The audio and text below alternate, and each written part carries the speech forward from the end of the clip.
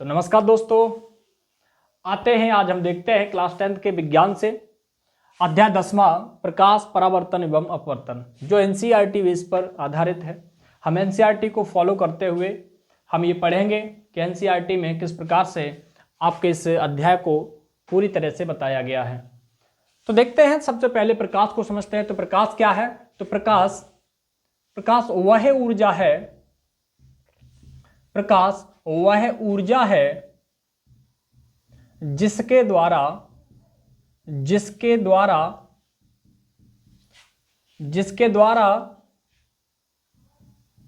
हम सभी वस्तुओं को देख सकते हैं, सभी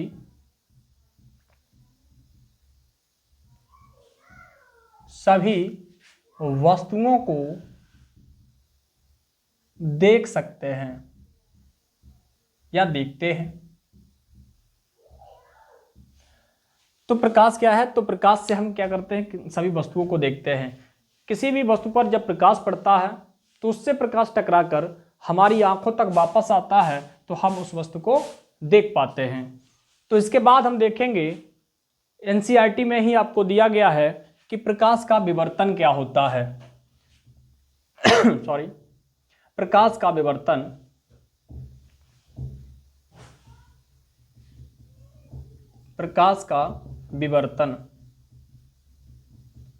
तो ये प्रकाश का विवर्तन क्या होता है? तो जब प्रकाश की किरण किसी अपारदर्शी सूक्ष्म किसी पैनी वस्तु पे टकराती है तो उसकी तरफ ये क्या करती है? मुड़ जाती है। तो इस घटना को हम क्या करते हैं? इस घटना को हम प्रकाश का विवर्तन कहते हैं। मान लीजिए ये कोई एक पैनी वस्तु है, जैसे हम यहाँ पे एक ब्लेड बना लेते हैं। ये एक पैनी वस्तु है, शार्प है, और इससे जब प्रकाश की किरणें क्या करेंगी? गुजरेंगी, तो इसकी तरफ क्या होगा? मुड़ जाएगा। ये प्रकाश किरणें हैं, ये प्रकाश किरणें जब जाएंगी तो ये प्रकाश किरणें कुछ इस पैनी वस्तु की तरफ मुड़ी हुई नजर आएंगी, तो हम इस घटना को क्या कहेंगे? प्रकाश का विवर्तन कहेंगे। तो हम इसी को कहेंगे कि जब प्रकाश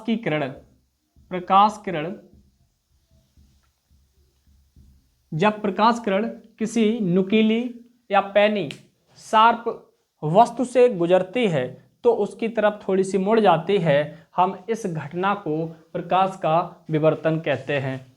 तो देखें कि जब ये मुड़ता है तो जब इस मुड़ने की जो गुण है, ये प्रकाश को ये दर्शाता है कि प्रकाश जो है एक तरंग की तरह व्यवहार करता है।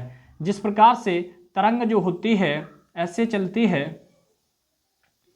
तो ये क्या करता है? जब इसके रास्ते में कोई पैनी वस्तु आ जाती है तो क्या होता है? ये इसकी तरफ मुड़ा हुआ नजर आता है, ऐसा। तो ये इसकी तरफ मुड़ा हुआ नजर आता है। तो ये जो प्रकाश है, इससे ये स्पष्ट होता है कि प्रकाश जो है बेटा, ये प्रकाश एक तरंग की तरह व्यवहार करता है। प्रकाश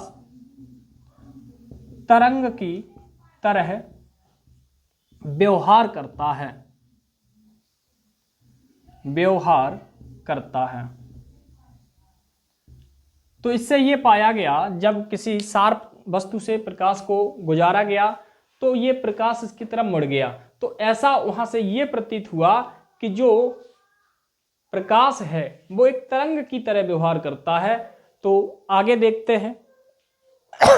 लेकिन जब 20वीं शताब्दी में, आपके एनसीईआरटी में दिया गया है, उसको पढ़ते रहना है, कि जब 20वीं शताब्दी में, कब? 20वीं शताब्दी में, 20वीं शताब्दी में ये देखा गया कि जब किसी पदार्थ किसी द्रव्य के साथ अन्योन्य क्रियाएं कराएं तो उसमें से कुछ इलेक्ट्रॉन मुक्त होते हैं। तो वहां से जब इलेक्ट्रॉन मुक्त होते हैं तो उसको ये माना गया कि प्रकाश जो है वो एक कण है। जब कोई पदार्थ लिया उस पदार्थ के साथ क्या कराया, अन्योन्य क्रियाएं कराई। मान लीजिए ये कोई पदार्थ है, ये पदार्थ है, चलिए हम ऊपर बनाते हैं। हाँ, 20वीं शताब्दी में किसी पदार्थ के साथ, ये कोई पदार्थ ले लिया है, इस पदार्थ के साथ अन्योन्य क्रियाएं कराई, प्रकाश किरण को टकराया तो इससे क्या हुआ, इलेक्ट्रॉन मुक्त हुए। तो इलेक्ट्रॉन मुक्त जब होंगे तो इससे ये पता चला है कि जो प्रकाश है वो एक कण की तरह व्यवहार करता है। जब ये कण की तरह व्यवहार करता है तो क्या हुआ, दोनों में तरंग और कण दोनों में क्या हो गया, उलझने उत्पन्न हो गई कि प्रकाश को अब तरंग माना जाए या प्रकाश को एक कण माना जाए। तो इसमें क्या हुआ कि जब इस पे और ज्यादा क्या हुआ, सर्च की गई, रिसर्च हुए, बहुत ज्यादा इस पे अध्ययन किया गया तो एक सिद्धांत उभर के आया जिसका नाम है आधुनिक क्वांटम सिद्धांत, जिसका नाम है आधुनिक क्वांटम सिद्धांत। क्वांटम सिद्धांत, इस सिद्धांत में ये बताया गया कि जो प्रकाश है वो एक तरंग की तरह भी व्यवहार करता है और प्रकाश जो है वो एक कण की तरह भी, यहां से ये पता चला कि प्रकाश जो है वो एक कण की तरह व्यवहार करता है। इन दोनों के बीच में एक सामंजस्य स्थापित किया, सामंजस्य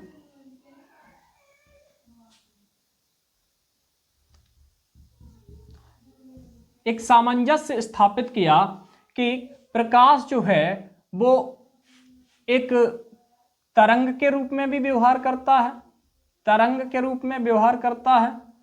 और एक कण के रूप में भी प्रकाश, सामंजस्य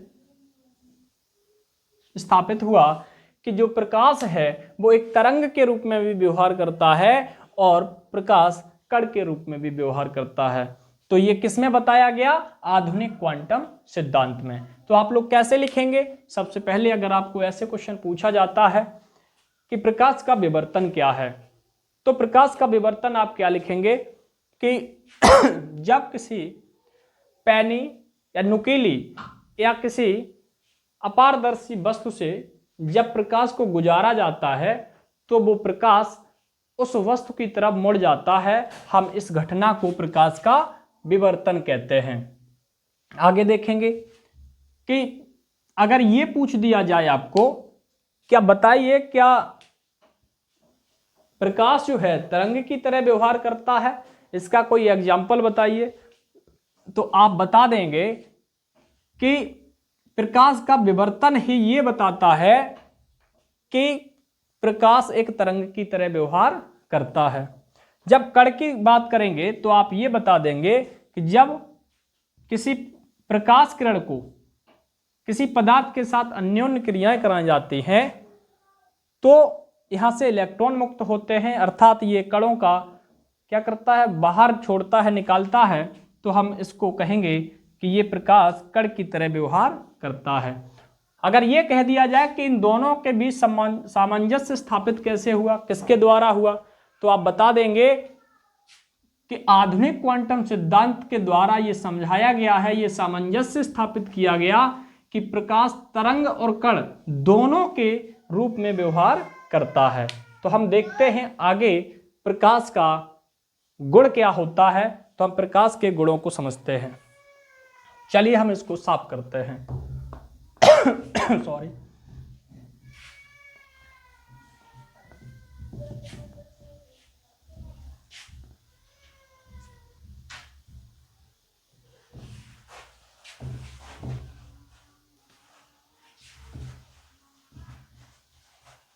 तो प्रकाश के गुण क्या होते हैं, प्रकाश के गुण सॉरी प्रकाश के गुण क्या होते हैं। तो प्रकाश क्या होता है, एक सीधी रेखा में गमन करता है। प्रकाश कभी भी अपनी दिशा को परिवर्तित नहीं करता जब तक उसके बीच में कोई परावर्तक तल ना आ जाए। तो प्रकाश सीधी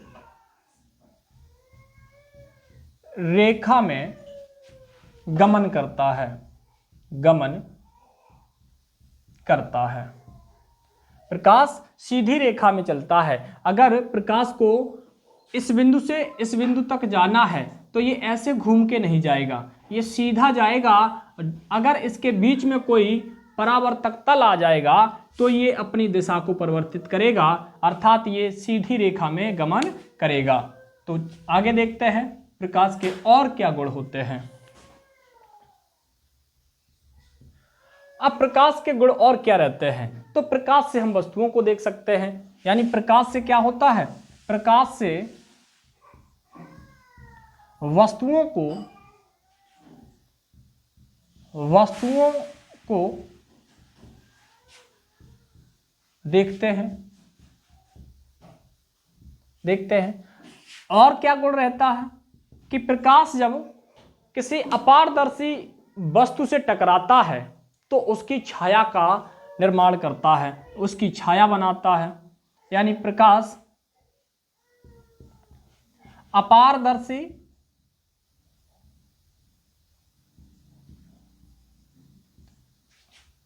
पदार्थ से टकराकर उसकी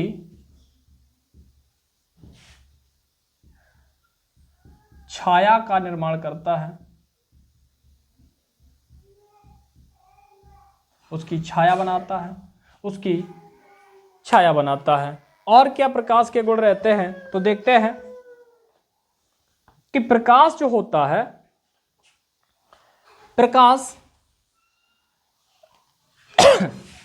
प्रकाश की जो निर्वात में चाल होती है, प्रकाश की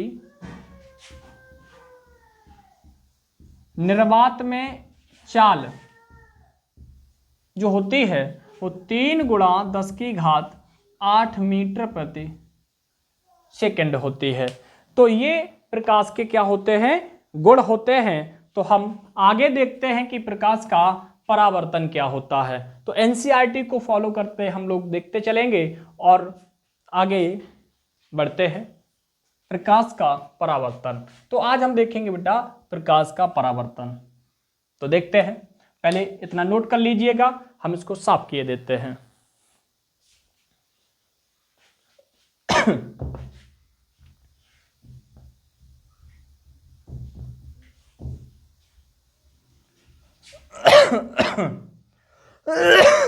सॉरी, खांसी और जवाब ही कराएं।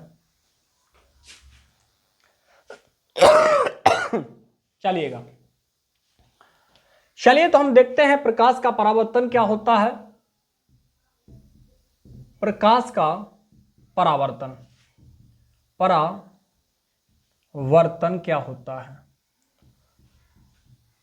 तो प्रकाश का परावर्तन, जब प्रकाश किसी चिकने तल से या परावर्तक तल से टकराता है तो टकराकर वापस उसी माध्यम में लौट जाता है, तो इस घटना को हम कहते हैं प्रकाश का परावर्तन। मान लीजिए ये हमने ले लिया है कोई एक परावर्तक तल, अर्थात एक तरफ हम इसको पॉलिश किए देते हैं, एक तरफ से ये कैसा है, चिकना है, और एक तरफ खुरदरा है, जिसमें एक तरफ हमने क्या कर दिया है, पॉलिशदार है, पॉलिश कर दी। तो आगे का जो हिस्सा रहेगा ये रहेगा परावर्तक तल। क्या रहेगा ये, परावर्तक तल। यानी जो चिकना तल होगा, जब प्रकाश क्या करेगा, आएगा और आने के बाद इस चिकने तल से टकराएगा और टकरा के इधर नीचे निकल जाएगा, तो इस घटना को हम कहते हैं प्रकाश का परावर्तन। तो प्रकाश के परावर्तन में जो घटना हुई है, उन कुछ तथ्यों को, कुछ बिंदुओं को, कुछ क्या नाम से जानते हैं, हम ये जान लेते हैं। तो जो आने वाली किरण है, इस आने वाली किरण को हम कहते हैं आपतित किरण। क्या कहते हैं, आपतित किरण कहते हैं। और टकराने के बाद जो वापस लौटी है, हम इसको कहते हैं परावर्तित किरण। क्या कहते हैं, परावर्तित किरण। इन बिंदुओं को आप लोग याद कर लेंगे, और क्योंकि इनकी बड़ी ही उपयोग करेंगे हम दर्पण पढ़ेंगे तब। चलिएगा, अब हम देखते हैं कि जहां पे जिस बिंदु पे ये टकराई थी प्रकाश की किरण, ये क्या है, प्रकाश किरण है बेटा, प्रकाश किरण है, प्रकाश किरण। और जो ये टकराई है, इस टकराने वाले बिंदु को हम कहते हैं आपतन बिंदु। क्या कहते हैं, आपतन बिंदु कहते हैं। तो आपतन बिंदु कहते हैं। अगर हम इस आपतन बिंदु को 90 डिग्री एंगल पर ये बेटा हम मिला देते हैं, एक लंब खींच देते हैं, तो हम इसी को कहते हैं अभिलंब। क्या कहते हैं, अभिलंब कहते हैं, अभिलंब कहते हैं। और आपतित किरण और अभिलंब, इन दोनों के बीच बना हुआ जो कोण होता है, इसे हम एंगल आई से लिखते हैं, इसे हम कहते हैं आपतन कोण। क्या कहते हैं, आपतन कोण कहते हैं। और जो टकरा के परावर्तित किरण निकली है और अभिलंब, दोनों के बीच के कोण को हम क्या कहते हैं, इसको हम परावर्तन, परावर्तन कोण कहते हैं, कोण कहते हैं। तो बताइए, इतनी बातें तो समझ में आई होंगी। चलिए हम आगे देखते हैं। ये हो गया परावर्तन का भैया प्रोसेस। क्या कि जब प्रकाश की किरण एक चिकने तल पे टकराती है और टकरा के वापस लौट जाती है, और इस घटना को हम क्या कहते हैं, प्रकाश का परावर्तन। अब इन बिंदुओं के नाम भी हमने पढ़ लिए हैं। अब चलिए हम देखते हैं परावर्तन के नियम। परावर्तन के नियम। तो परावर्तन के नियम क्या होते हैं, तो देखते हैं। परावर्तन के नियम के लिए हमको कुछ चीजों को समझना बहुत ही आवश्यक हो जाता है, तो देखते हैं। तो देखिएगा, पहला नियम क्या कहता है, परावर्तन का पहला नियम क्या कहता है कि जो आपतित किरण है और जो परावर्तित किरण है और जो आपतन बिंदु पर अभिलंब है, ये तीनों एक ही तल में होते हैं। यानी कौन कौन से, आपतित किरण, आपतित किरण कमा परावर्तन किरण, परावर्तित किरण, सॉरी परावर्तित, परावर्तित किरण, और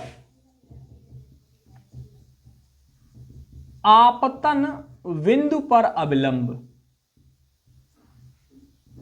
अभिलंब।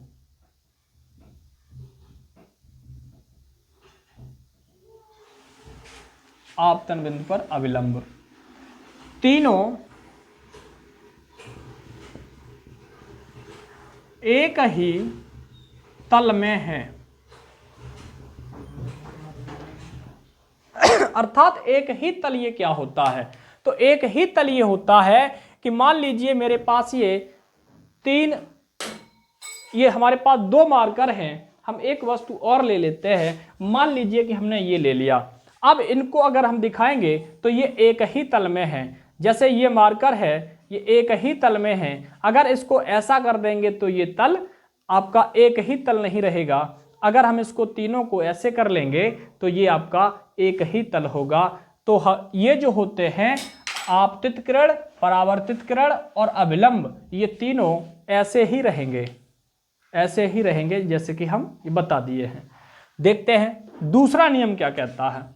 दूसरा नियम ये कहता है कि जो आपतन कोण है, अभिलंब और आपतित किरण के बीच का जो कोण आपतन कोण, और अभिलंब और परावर्तित किरण के बीच का कोण जो परावर्तन कोण, ये दोनों समान होते हैं। अर्थात एंगल आई जो होगा वो एंगल आर के समान होगा। दूसरा नियम ये कहता है कि आपतित किरण और आपतन कोण ये दोनों एक दूसरे के बराबर होंगे, समान होंगे। तो बताइए क्या ये आपको समझ में आया? अगर ये समझ में आया बेटा नोट करिएगा, हम आगे देखते हैं। ये अगला टॉपिक हम पढ़ते हैं दर्पण।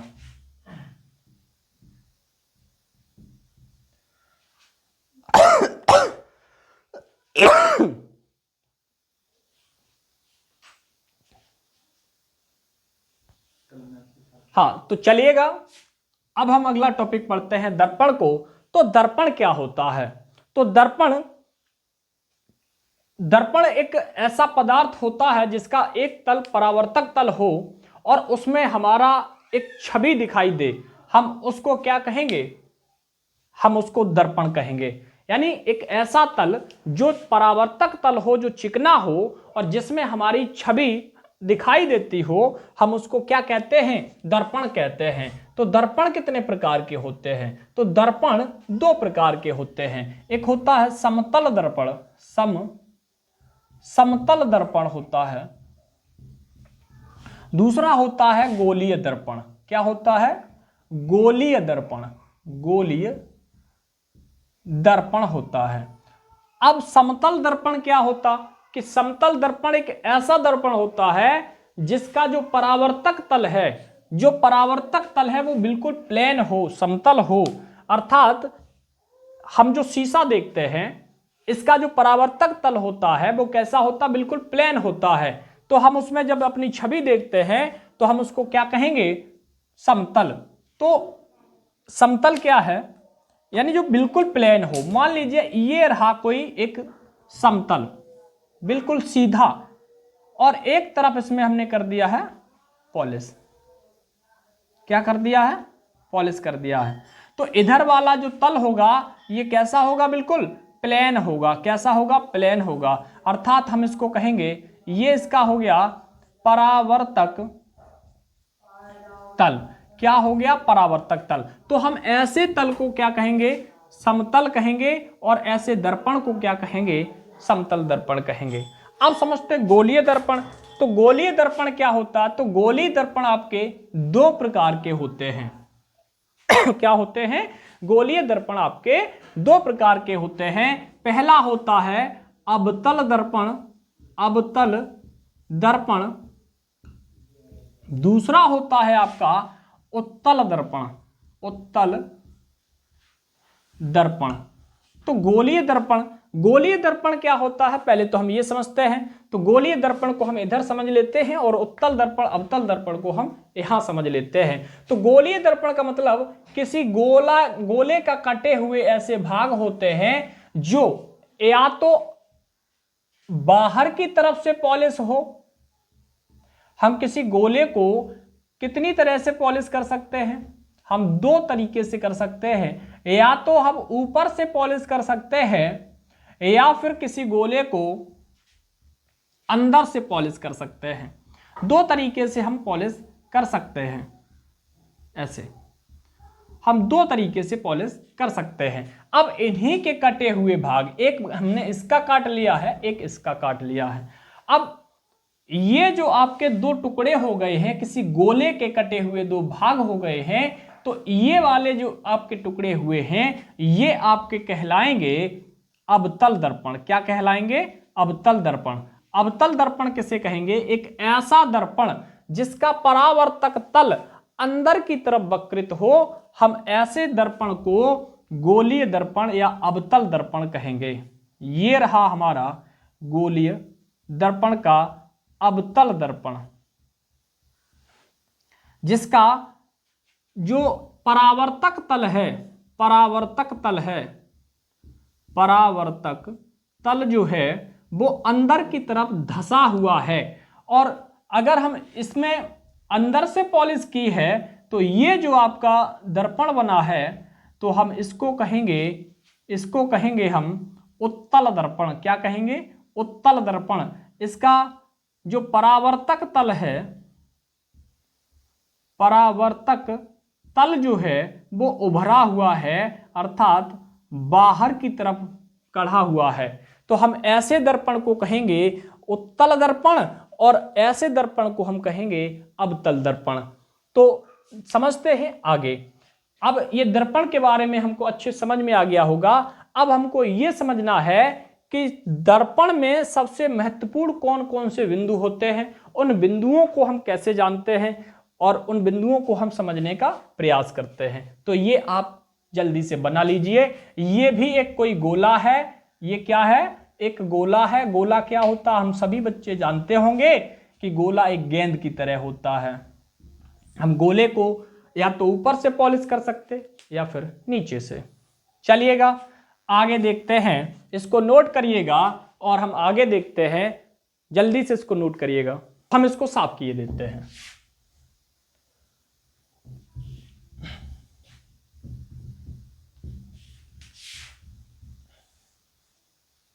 हमने इसको साफ कर दिया है।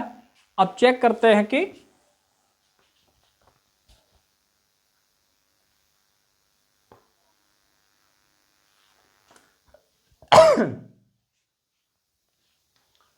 हम पढ़ेंगे अब अवतल दर्पण में कुछ महत्वपूर्ण बिंदु। हाँ, अवतल दर्पण में कुछ मुख्य बिंदु ये क्या होते हैं। चलिए हम किसी दर्पण के बारे में जानते हैं। और कौन सा दर्पण है? अवतल दर्पण है। तो हम एक अवतल दर्पण बना लेते हैं। तो अवतल दर्पण की परिभाषा हमने पढ़ ली है। क्या होता है? एक ऐसा परावर्तक तल जो अंदर की तरफ धंसा होता है। हम ऐसे दर्पण को हम क्या कहते हैं? हम अवतल दर्पण कहते हैं। तो हमने बेटा ये बना लिया एक अवतल दर्पण, जो बाहर की तरफ तो पॉलिशदार होगा और अंदर की तरफ कैसा होगा? चिकना होगा या परावर्तक होगा। तो देखते हैं बेटा, हम एक अवतल दर्पण को बना लिया हूं। तो चेक करते हैं। अब इसमें कुछ मुख्य बिंदुओं को हमको देखना है। तो मुख्य बिंदुओं को हम कैसे देखेंगे? तो यहां पे हमने कोई बिंदु डाल दिया है M और यहां पे कोई बिंदु हमने डाल दिया है N। तो यहां से लेकर के M से लेकर के और N तक की दूरी जो होगी, इस दूरी को M से लेकर के N तक की ये जो दूरी होगी आपकी, हम इसको कहेंगे द्वारक। क्या कहेंगे? द्वारक कहेंगे। क्या कहेंगे? द्वारक।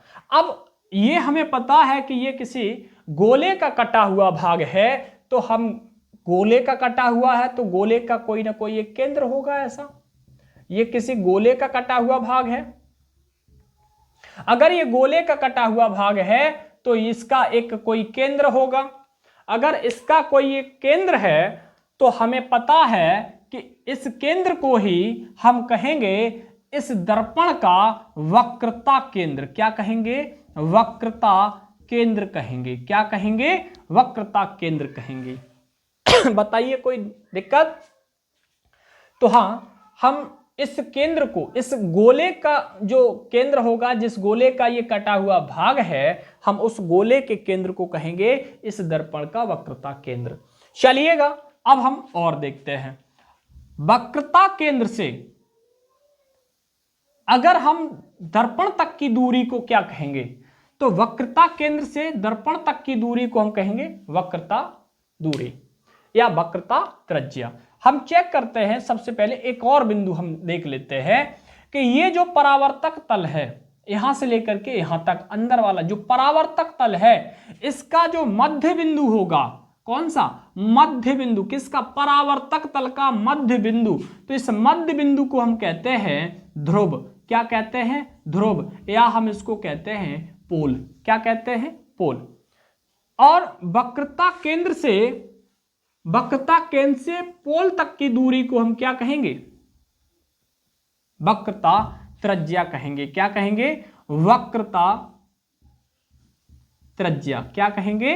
वक्रता त्रिज्या कहेंगे। अर्थात हम इसको कैपिटल R से लिखते हैं और पोल को हम P से लिखते हैं और वक्रता केंद्र को हम इस कैपिटल C से लिखते हैं। बताइए कोई दिक्कत? नहीं नहीं होगी, क्योंकि हमको बहुत सारी चीजें भी इसमें सीखनी है।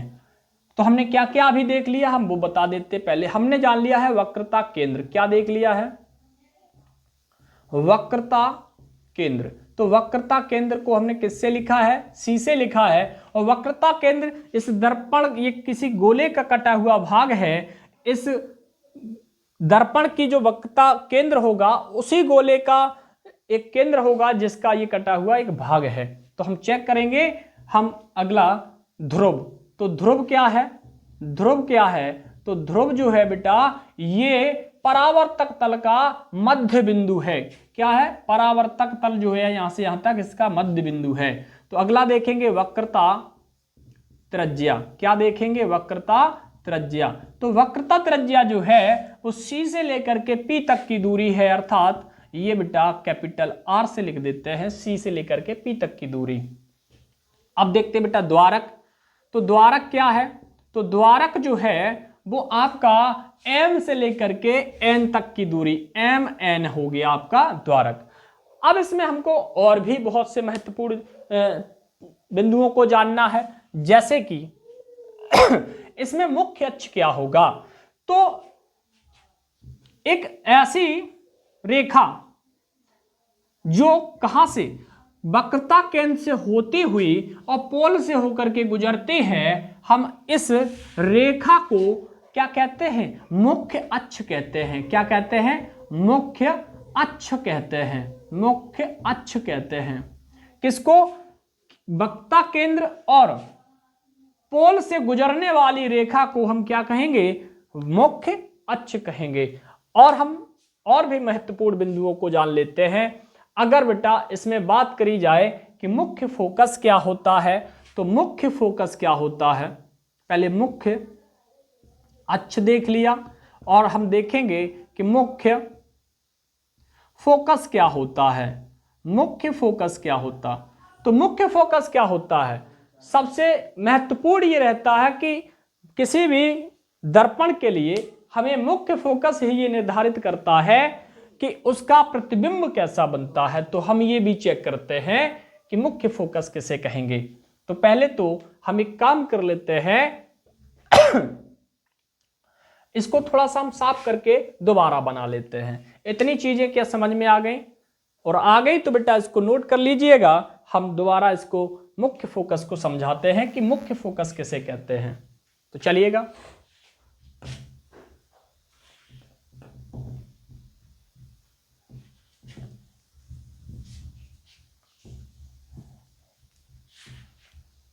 तो हम देखते हैं कि किसी अवतल दर्पण का मुख्य फोकस क्या होता है। तो हमने ये बना लिया है, एक अवतल दर्पण को बना लिया है और हमने इसमें से बहुत सारी चीजें जान ली हैं। क्या क्या जान लिया? ये मुख्य अक्ष हमने जान लिया है, और ये मुख्य अक्ष के बाद हमने इसको पोल जान लिया है कि ये पी होता है। ये इसमें बेटा कहीं सेंटर होगा इस पूरे गोले का, और ये त्रिज्या होगी। तो मुख्य फोकस क्या होता है, हम मेन चीज ये जानना चाहते कि मुख्य फोकस क्या है। तो जब किसी प्रकाश की किरण को दर्पण से टकराती है, यानी जब कोई प्रकाश किरण दर्पण से या परावर्तक तल से टकराती है और ये टकरा करके जब मुख्य अक्ष को किसी एक बिंदु पर प्रतिच्छेद करती है, तो हम उसी बिंदु को क्या कहते हैं? अवतल दर्पण का मुख्य फोकस कहते हैं। किसे कहेंगे? कि जब प्रकाश की किरण दर्पण से टकराकर और परावर्तित होकर के मुख्य अक्ष को, किसे? मुख्य अक्ष को किसी एक बिंदु पर प्रतिच्छेद करती है, तो हम उसी बिंदु को उस दर्पण का मुख्य फोकस कहते हैं और इसे हम कैपिटल एफ से प्रकट करते हैं। तो एक और बिंदु हम देख लेते हैं, जिसका नाम है फोकस दूरी। क्या नाम है? फोकस दूरी। तो हम क्या देखेंगे बेटा? फोकस दूरी। क्या देखेंगे? फोकस दूरी। फोकस दूरी क्या होता है? फोकस दूरी क्या होता है कि मुख्य फोकस से पोल तक की दूरी को या दर्पण तक की दूरी को हम फोकस दूरी कहते हैं। किसे कहते हैं? कि मुख्य फोकस से ध्रुव तक की दूरी या दर्पण तक की दूरी को हम फोकस दूरी कहते हैं। अब एक और बात हम बता देते हैं कि जो मुख्य फोकस होता है वो वक्रता केंद्र और पोल का मध्य बिंदु होता है, इसलिए मुख्य फोकस से वक्रता केंद्र की दूरी भी आपकी स्मॉल एफ हो जाती है, अर्थात फोकस दूरी के समान होती है। तो हम देखते हैं कि कैपिटल एफ और यानी फोकस, मुख्य फोकस या फोकस और फोकस दूरी में संबंध क्या होता है, संबंध क्या होता है, संबंध क्या होता है। तो यहां से देखेंगे कि फोकस दूरी और मुख्य फोकस में संबंध क्या होता है। सॉरी, हाँ, यहां पे देखेंगे बेटा वक्रता त्रिज्या और फोकस दूरी। सॉरी, ये देखेंगे कि वक्रता त्रिज्या यहां से लेकर के ये क्या है, वक्रता त्रिज्या। तो वक्रता त्रिज्या और फोकस दूरी में संबंध क्या होता है। तो हम ये देखते हैं कि जो रेडियस है इसकी, जो फोकस दूरी है, ये इसकी देखो 2 टाइम आती है, 1 टाइम 2 टाइम, तो 2 टाइम्स आती है। तो यहाँ पे r के बराबर जो हो जाएगा वो 1f और 2f, तो कितना हो जाएगा f प्लस f, अर्थात r की जो दूरी होगी वो 2 गुणा फोकस दूरी के बराबर होगी। अगर हम यहाँ से फोकस दूरी का मान निकालें तो ये वक्रता त्रिज्या की आधी होती है। ये आपका हो गया है मुख्य फोकस या बेटा फोकस दूरी और वक्रता त्रिज्या में संबंध। देखिए बेटा, तो एक बार फिर से हम इसको देख लेते हैं कि मुख्य फोकस क्या है, कि जब प्रकाश की किरण किसी अवतल दर्पण से टकराकर वापस लौटती है तो किसी मुख्य अक्ष को किसी एक बिंदु पर क्या करती है, प्रतिच्छेद करती है, काटती है, तो हम उस बिंदु को मुख्य फोकस कहते हैं। मुख्य फोकस से पोल तक की दूरी को फोकस दूरी कहते हैं, और जो मुख्य फोकस होता है वो पोल और वक्रता केंद्र का मध्य बिंदु होता है। तो F और P के बराबर FC हो जाएगा, अर्थात जितनी फोकस से पोल की दूरी है वही वक्रता केंद्र की दूरी होगी। तो दोनों दूरियां स्मॉल f के समान हो जाएंगी। तो यहां से वक्रता त्रिज्या जो दी गई है वो r दी गई है। तो इस r और स्मॉल f में संबंध क्या होता है कि जो r है वो 2f के बराबर होती है और फोकस दूरी जो होती है वो वक्रता त्रिज्या की आधी होती है। इससे हम कुछ न्यूमेरिकल भी सॉल्व करेंगे। चलिए बेटा इसको नोट करिएगा।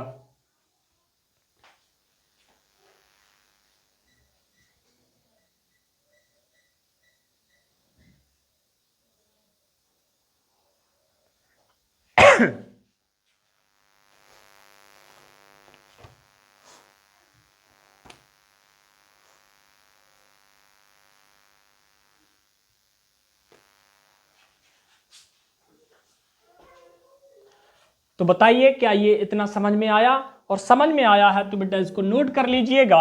हम आगे देखते हैं कि अवतल दर्पण के हमने कुछ मुख्य बिंदु पढ़ लिए, तो हम कुछ उत्तल दर्पण के भी मुख्य बिंदुओं को पढ़ लेते हैं, जिससे कि हमें उत्तल दर्पण भी अच्छे से समझ में आ जाए।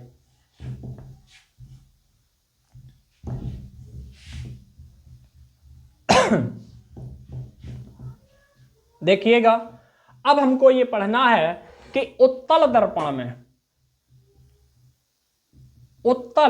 दर्पण में कुछ मुख्य बिंदु क्या होते हैं। जिस प्रकार से हमने अवतल दर्पण में पढ़ा है उसी प्रकार से हम उत्तल दर्पण में भी पढ़ने वाले हैं। तो हम उत्तल दर्पण को बना लेते हैं। ये हमने बना लिया है उत्तल दर्पण। क्या बना लिया है? उत्तल दर्पण बना लिया है। तो उत्तल दर्पण में भी वही बिंदु होंगे जो अवतल दर्पण में थे, लेकिन कुछ ही बिंदु इससे थोड़े से अलग होंगे।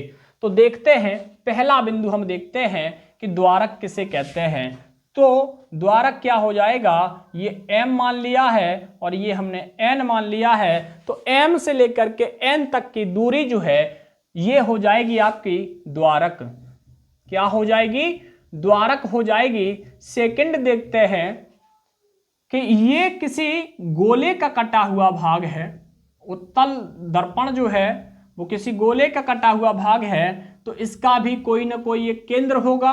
इसका जो केंद्र होगा वो इस दर्पण का वक्रता केंद्र होगा, इस दर्पण का वक्रता केंद्र होगा।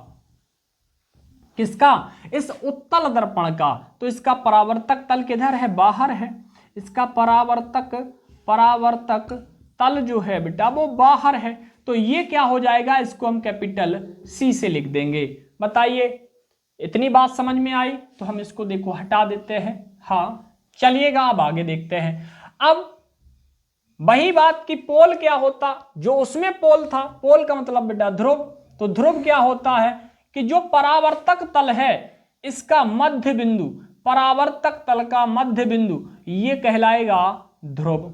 क्या कहलाएगा? ध्रुव। तो ये पोल हो गया आपका, इसको हम P से प्रदर्शित करते हैं, प्रकट करते हैं। तो वक्रता त्रिज्या क्या होगी? तो पोल से केंद्र तक की दूरी क्या कहलाएगी? वक्रता त्रिज्या कहलाएगी। अगला बेटा वक्रता त्रिज्या,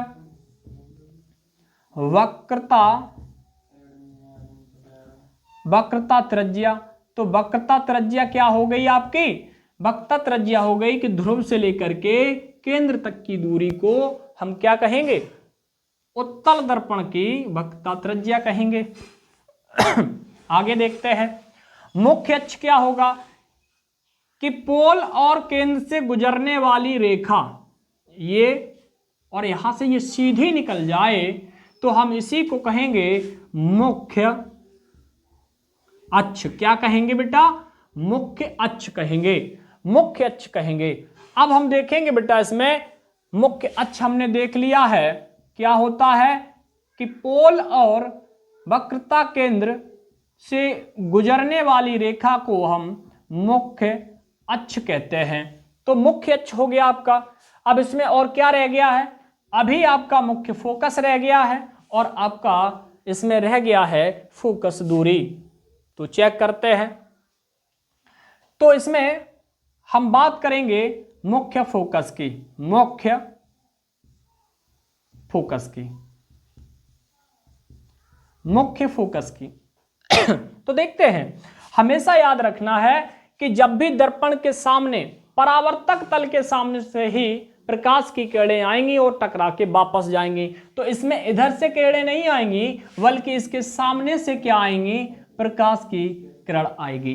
तो जब प्रकाश की किरण बेटा किसी उत्तल दर्पण से टकराएगी और टकरा कर वापस उसी माध्यम में वापस लौट जाएगी, ये लौट गई बेटा, वापस लौट जाएगी, तो ये लौटती हुई जो प्रकाश की किरण है, जो परावर्तित किरण है, ये कहीं बेटा मुख्य अक्ष को प्रतिच्छेद करती हुई प्रतीत होगी, यानी मुख्य अक्ष को किसी बिंदु पर काटती हुई प्रतीत होगी, ना कि वास्तव में कहीं काट रही होगी। तो यहां पे जब काटती हुई प्रतीत होगी तो उसी बिंदु को हम क्या कहेंगे? इस उत्तल दर्पण का हम मुख्य फोकस कहेंगे। तो बताइए, ये समझ में आया? जी, समझ में आया होगा। तो हम यहां पे बेटा मुख्य फोकस को अच्छी तरह से लिख देते हैं कि जब प्रकाश किरण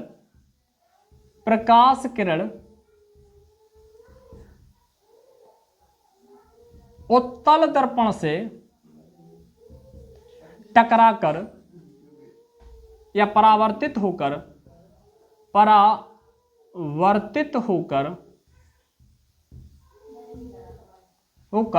मुख्य अक्ष को किसी बिंदु पर प्रतिच्छेद करते प्रतीत होती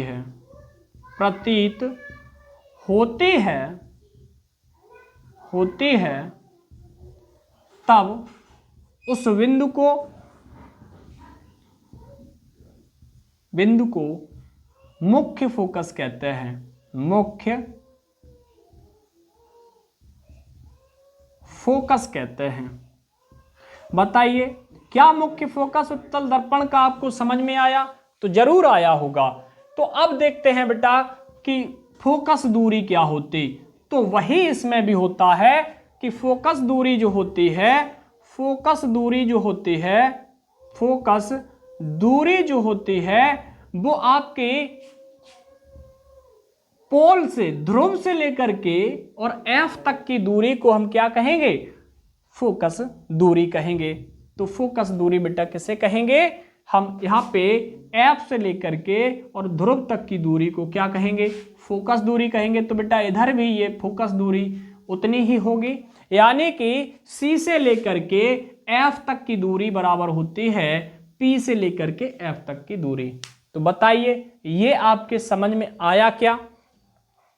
चलिएगा बेटा बात करते हैं कि वक्रता त्रिज्या, और इसमें वक्रता त्रिज्या तो हम उसमें भी पढ़ चुके थे, और वक्रता त्रिज्या किसे कहेंगे? सी से लेकर के पी तक की दूरी को। तो हम देखते हैं कैपिटल आर और एफ में संबंध,